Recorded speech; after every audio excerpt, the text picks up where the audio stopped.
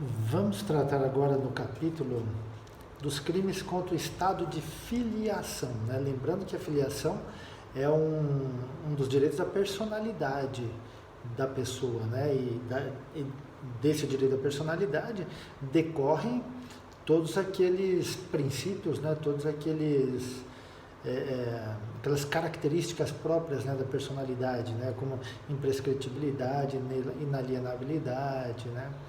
Então vamos lá, ó. Artigo 241, registro de nascimento inexistente. Promover no registro civil, no cartório de registro civil, a inscrição de nascimento inexistente, reclusão de 2 a 6 anos. Veja que a pena é razoável, né? Então você, quando ele fala promover, né, quer dizer, postular, né, provocar, requerer o registro de um nascimento que não aconteceu, né? Nada mais é que a declaração falsa do nascimento de um ser humano, né? A pessoa vai lá, declara que nasceu uma pessoa e na verdade ela não nasceu. Qual o objetivo, né, disso, né? Não sei lá qual é a ideia de alguém chegar lá e dizer que teve o nascimento do meu filho e na verdade não nasceu nada, não tem a pessoa, né? Mas, né, a gente eu nunca vi um crime desse, mas é possível que alguém faça isso, né? É claro que com a informatização isso tudo vai ficando cada vez mais difícil, né? A comunicação pelo hospital, né? Se a gente tiver um sistema muito mais de controle, né, pela via da informação, né, da tecnologia da informação, esse crime acaba desaparecendo, mas ainda isso é possível, né? A gente pode falar que, bom, mas quando ele faz esse registro, né, de nascimento inexistente, a gente está falando aqui de uma falsidade ideológica. Sim, nós estamos falando de uma falsidade ideológica. Então há concurso? Não há concurso, porque a falsidade ideológica é um meio para ele atingir o fim. Ou então a gente pode pensar aqui no princípio da especialidade. Né, em ambos, né, a gente tem a falsidade ideológica. Se em ambos nós temos a falsidade ideológica, isso significa dizer que, em se tratando de registro de nascimento inexistente, a gente fica no artigo 241, né, a gente não vai lá para o 297, 299, não lembro lá, né, que está por lá, a gente não vai para lá. Tá? Uma coisa interessante aqui quanto à prescrição. Quando é que começa a contar o prazo prescricional? A partir de quando o fato se torna conhecido. Então não é do registro lá, é de quando aquilo se torna público, se torna conhecido, aí a gente tem a contagem do prazo prescricional. Fora isso, não. Tá? O artigo 242, ele fala do parto suposto, né? Não houve parto.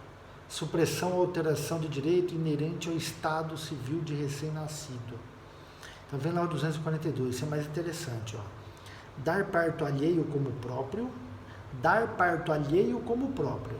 Então a mulher lá deu à luz, a outra vai lá e fala, quem deu à luz fui eu.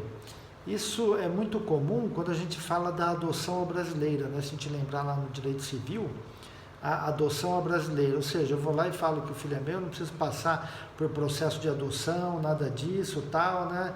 E geralmente essa mulher, quando faz isso, ela vem fingindo uma gravidez durante um tempo. Por quê? Porque depois ela vai lá, pega a criança da outra e diz que foi sua, eu dei a luz em casa, eu dei o parto lá em casa. É claro que se o médico for fazer um exame nela, vai ver que ela não deu a luz coisa nenhuma, que não houve parto coisa nenhuma, né? Mas, né, de repente ela não vai, né? E aí nós tivemos um caso famoso aqui no Brasil, o caso Pedrinho, né? Que a mulher lá sequestrou, eu esqueci o nome da mulher, ela sequestrou o recém-nascido e depois registrou como se fosse dela. E na verdade não foi só isso, né? Ela fez isso também com outras filhas, né? Então esse é o chamado parto suposto, né? Ela dar o parto alheio como próprio. Depois, registrar como seu o filho de outrem, né? No primeiro ela dá o parto dela como se fosse o parto de outra como se fosse dela. Nessa segunda parte, ela registra como sendo dela o filho que é do outro. O filho é da outra mulher, não é dela. Né? E aqui é engraçado que o tipo, né, ele é dividido por ponto e vírgula. Então a gente pode estar falando aqui de uma possibilidade, de um crime, de um tipo penal misto cumulativo, da possibilidade de concurso entre os verbos aqui. Depois ponto e vírgula de novo, ó. Ocultar recém-nascido ou substituí-lo, suprimindo ou alterando o direito inerente ao Estado Civil. Suprimindo, ou seja, escondendo, né, ocultando, ou alterando, né, modificando, substituindo direito inerente ao Estado Civil. Qual é o direito inerente ao Estado Civil? A paternidade.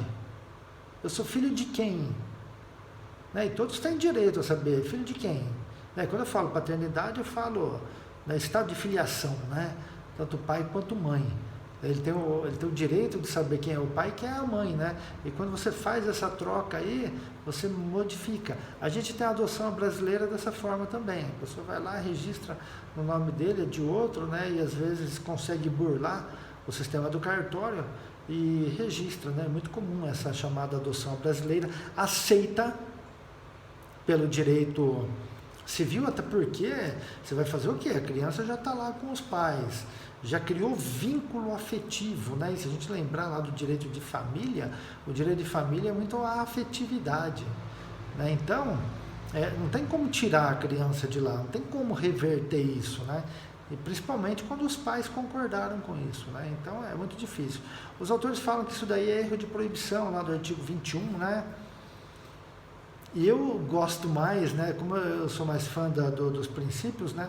Eu gosto mais aí da aplicação do princípio da fragmentariedade, e aqui eu pensaria muito mais na atipicidade conglobante. Se o direito civil admite esse tipo de situação da adoção brasileira, não há que se falar em crime, né? Se se enquadra na adoção brasileira, não se fala em crime, tá? E onde que eu estou? 242. E a gente tem aqui, ó, uma figura privilegiada, interessante, ó. Se o crime é praticado por motivo de reconhecida nobreza, houve essa adoção, né? Houve essa mudança, parte suposto, essa supressão, alteração, em razão de se tratar de uma criança que não tem condições, os pais não têm condições de criar, ou a mãe foi abandonada pelo pai, não tem condições de criar de jeito nenhum, aquela criança vai ser abandonada, aquela criança vai ser criada num ambiente de muito risco. Então, por isso houve essa conduta. Então, se entende isso aqui como motivo de reconhecida nobreza. Só que o motivo de reconhecida nobreza apenas diz o seguinte: a detenção de 1 a 2 anos, podendo o juiz deixar de aplicar a pena. Então, ele pode reduzir a pena, como ele pode deixar de aplicar. Eu volto lá na atipicidade conglobante, né? Que não há crime aí, não há que se discutir nada aí de tipificação, se tratar de adoção brasileira. Se for para tomar o filho de outrem, aí é coisa diferente, né? Nós tivemos essa semana aí um caso, né, que a mulher matou a mãe. Ela veio atraindo já há algum tempo a grávida, a mulher grávida, e depois, praticamente próximo ao parto, ela atraiu ela, matou, retirou o filho, né? Disse que é dela, né? Não, é coisa diferente, isso não é adoção brasileira, não, isso não é adoção, não é nada, isso é crime mesmo, né? O artigo 243, para a gente fechar também esse capítulo: sonegação de estado de filiação. Deixar em asilo dispostos ou outra instituição de assistência, filho próprio ou alheio, ocultando-lhe a filiação ou atribuindo-lhe outra, com o fim de prejudicar direito inerente ao Estado Civil. A gente já vê aí que aqui exige um dolo específico, não especial fim de agir, né? O fim de prejudicar direito inerente ao Estado Civil. Então, primeiro lá, deixar é abandonar, né? Deixar em asilo, né? Depois, asilo dispostos, o que é isso? É orfanato. A gente nem ouve quase falar disso, né? Mas é orfanato, né? Instituição de assistência, creche, abrigo, qualquer dessa situação, quaisquer dessas situações, né? filho próprio ou alheio, deixar o meu filho lá ou o filho de um terceiro, quer dizer, se eu estiver fazendo isso para um terceiro, há o crime também, né? Ocultando a filiação ou atribuindo outro. Eu falo que eu não sei de quem é filho, eu não sei nada e abandono lá. Ou então eu vou lá e transmito a filiação que não seja aquela dos pais verdadeiros. Né? Quando ele fala atribuindo-lhe outras, né? Quando eu digo que a filiação dele é outra, que não dos seus pais biológicos. Qual o objetivo? Prejudicar direito inerente ao Estado Civil. Né? Isso é muito comum acontecer em razão de questões sucessórias, né? Herança. Eu vou esconder quem é o pai, né? E pronto, ele não vai ter direito a nada. Ele não vai ter como saber a filiação dele, o Estado Civil dele e pronto, né? A gente não tem mais nada. É possível que a gente falhe aí num concurso com a... Né, falando até de novo, né? Com a falsidade ideológica. Sim, né? Na verdade, esses crimes é possível, ele passa pela falsidade ideológica. A única diferença é que a gente tem o princípio da especialidade. Então, não há nem que se falar em concurso, não há que se falar em aplicação do artigo 299. A gente vai ter aqui o artigo 243, em razão do princípio da especialidade. Ok?